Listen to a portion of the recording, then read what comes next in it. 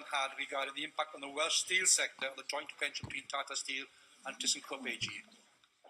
Both I and the First Minister have spoken with Tata Steel UK's CEO, Bimlendra Jar, about the announcement of the joint venture. Well, thank you for that answer, Cabinet Secretary. Very brief and very short. Now, that announcement of the joint venture clearly has been something in the background, and has been many concerns have been expressed by steelworkers in my constituency and across Wales regarding the future of steelmaking here in Wales. Only 18 months ago, we saw the threat of closure in Talbot works. Beyond that, we saw the threat of selling off the steel industry in South Wales, only to find that eventually they recognised that the plan of the bridge, as it was known, actually did work, and therefore made the steel industry viable, and all those were removed. But once again, we face some uncertainty because of this announcement. I understand the unions have given a cautious welcome, but there are some issues, particularly in the detail, and we need to give confidence to the steelworkers in Wales who have dedicated themselves and committed themselves to improving steelmaking here in Wales.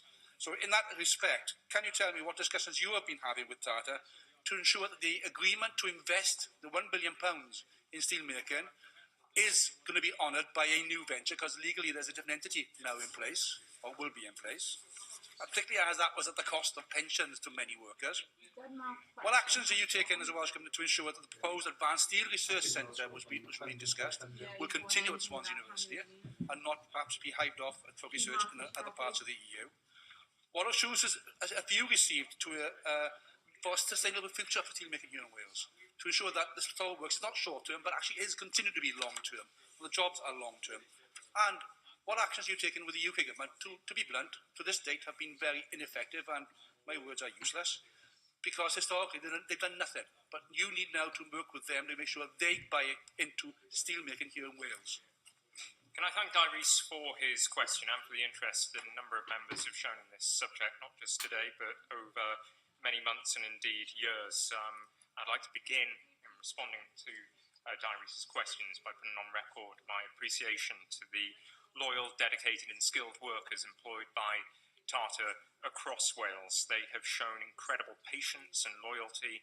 They have sacrificed in terms of their pension in reaching the point that we are at today, and they deserve to be shown equal respect and credit by Tata as an employer as they move towards the joint venture. As I said, I've already spoken with the CEO of Tata Steel UK, and I've sought and been given a number of assurances. I would agree with the trade unions in the statement that they have issued that today's announcement is to be welcomed cautiously. This paves the way for Europe's second biggest steel business to be formed, which could bring many benefits to the UK. Benefits that could align and should align with the sector deal approach being taken forward as part of the UK industrial strategy. Last month, I met with the Secretary of State in Bays to discuss, amongst other things, the steel industry and the sector deal, and how we needed to ensure that research, development and innovation was at the heart of the sector deal approach for steel. I've been given assurance over the assets that exist across Wales and the UK that there will be no closures, that the announcement paves the way to a sustainable and competitive future for the steel industry in Wales. But I will be seeking further discussions, not only with Tata, but with also ThyssenKrupp, to ensure that the interests of Welsh workers are at the very heart of the joint venture. I can assure the member that our investment, our interest in the Advanced Steel Innovation Centre continues, and that project will be taken forward. I think one of the strengths of the research and development base in Tata Steel's Wales operations is that it's linked so strongly to higher education institutions in Wales, that it's embedded within the higher education institution estate, and so that project will be taken forward. The most important thing for steelmaking in the UK is that it is competitive, so that it can be sustainable. And of course, the member rightly raises the role that the UK government can play in this regard, specifically concerning energy and the disparity between energy prices here and elsewhere. Action is still required in this regard. It is something that has been raised at an official level and at a political level with the UK government, and we still await a satisfactory response talks will be ongoing, and I am in no doubt the discussions will be ongoing at the UK Steel Council, involving not just Tata Steel, but other steel manufacturers in Wales, to press for a fair deal on energy. My officials have also been engaged with officials at BEIS in recent days concerning this matter.